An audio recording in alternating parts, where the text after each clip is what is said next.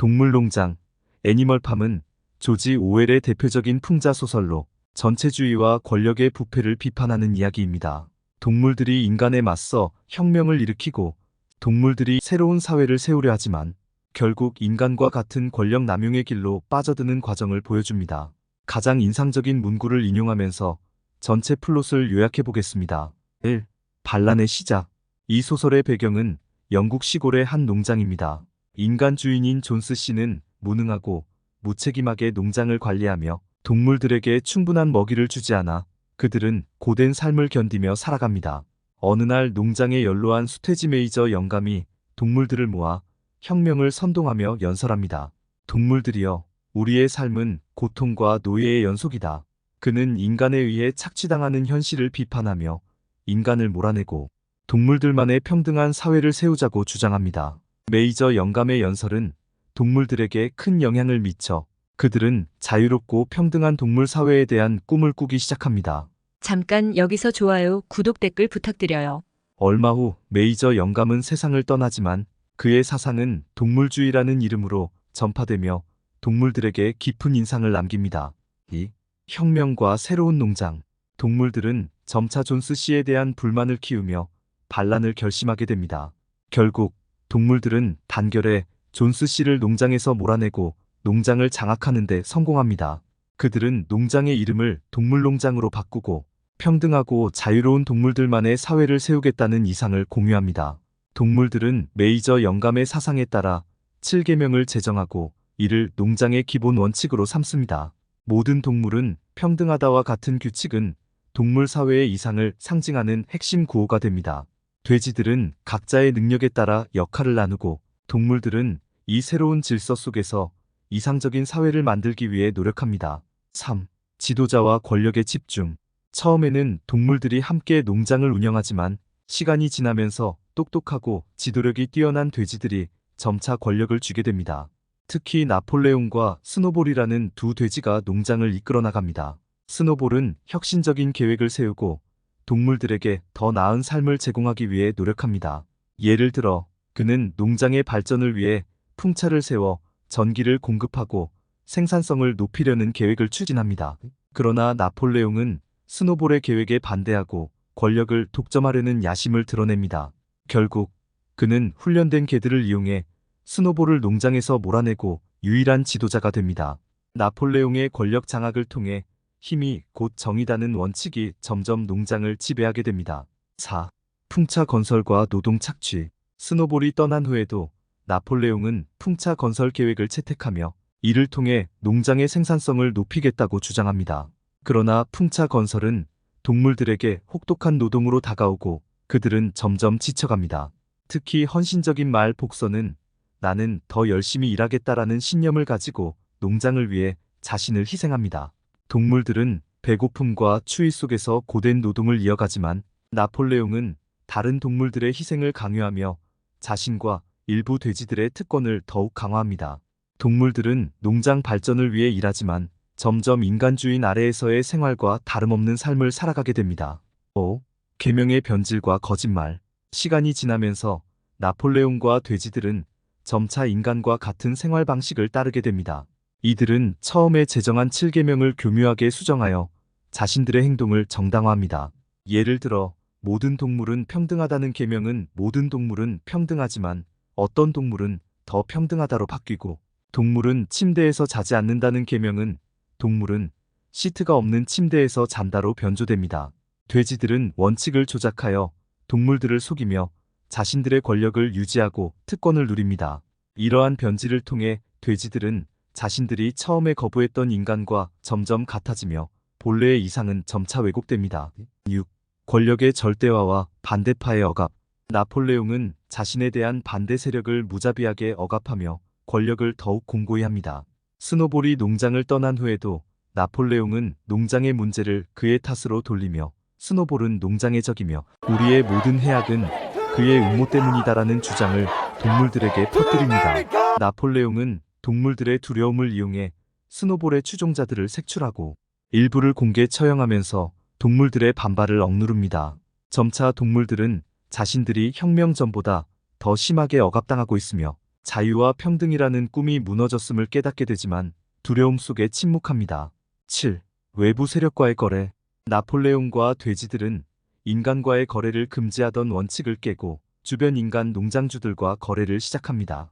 특히 농장주 프레데릭과의 거래 과정에서 돼지들은 외부의 속임수에 걸려 손해를 보기도 합니다. 우리와 인간은 이제 동등한 거래 상대다라는 나폴레옹의 선언은 동물들에게 충격을 주며 이상이 점점 훼손되고 있음을 상징합니다.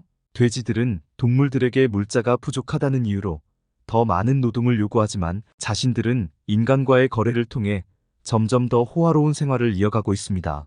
이는 돼지들이 혁명 당시의 이상을 완전히 저버린 모습을 드러냅니다. 8.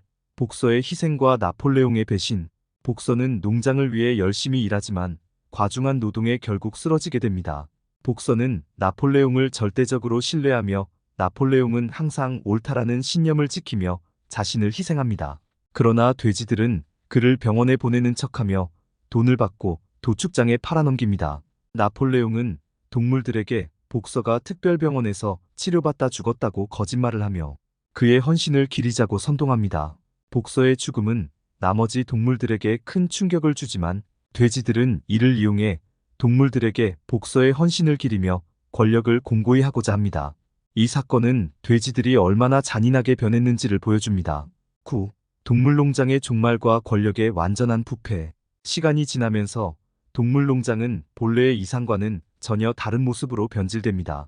나폴레옹과 돼지들은 인간처럼 옷을 입고 침대에서 자며 술을 마시고 호화로운 생활을 즐깁니다.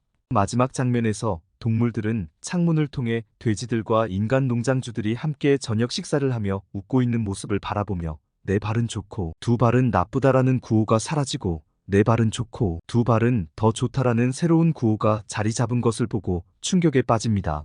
이때 동물들은 돼지와 인간이 구별되지 않을 만큼 똑같아진 모습을 목격하며 권력이 부패하고 이상이 왜곡된 결말을 맞이하게 됩니다. 10. 결론. 전체주의와 권력의 역설. 동물농장은 전체주의와 권력의 속성을 비판하는 오웰의 통찰을 담고 있습니다. 동물들이 자유를 꿈꾸며 시작한 혁명은 결국 돼지들의 독재로 변질되고 처음부터 꿈꿔온 평등 사회는 현실 속에서 무너지고 맙니다.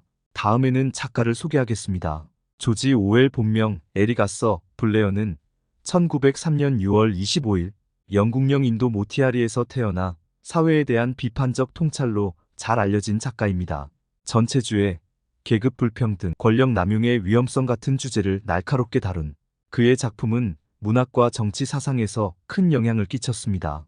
오웰은 영국의 중산층 가정에서 자라 어린 시절 영국으로 돌아와 장학금으로 이튼 칼리지에서 교육을 받았습니다. 조지 오웰은 인도계 사람이 아닙니다. 그는 영국인 부모에게서 태어났으며 영국령 인도 영토에서 태어난 이유는 당시 그의 아버지가 영국 식민지 관리로서 인도에서 근무하고 있었기 때문입니다. 어린 시절을 인도에서 보낸 후 오웰은 영국으로 돌아와 대부분의 생애를 영국에서 보냈습니다.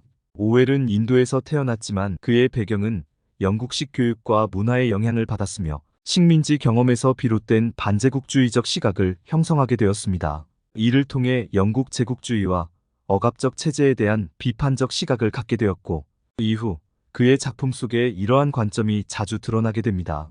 이튼을 졸업한 후 오웰은 버마의 영국령 인도 제국 경찰에 입대했으며 이 경험은 그의 제국주의와 억압에 대한 반감을 일깨우는 계기가 되었습니다.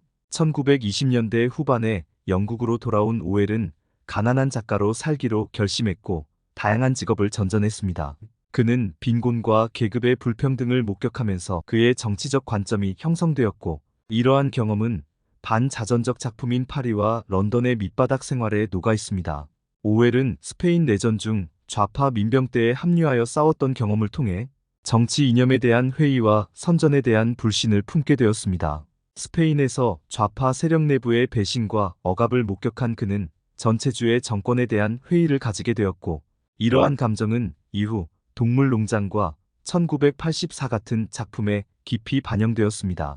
동물농장에서 오웰은 농장 동물들이 인간 농장주에게 반기를 드는 우화를 통해 러시아 혁명과 스탈린의 소련을 비판하고 혁명적 이상이 권력자들에 의해 어떻게 왜곡되고 타락할 수 있는지를 보여줍니다.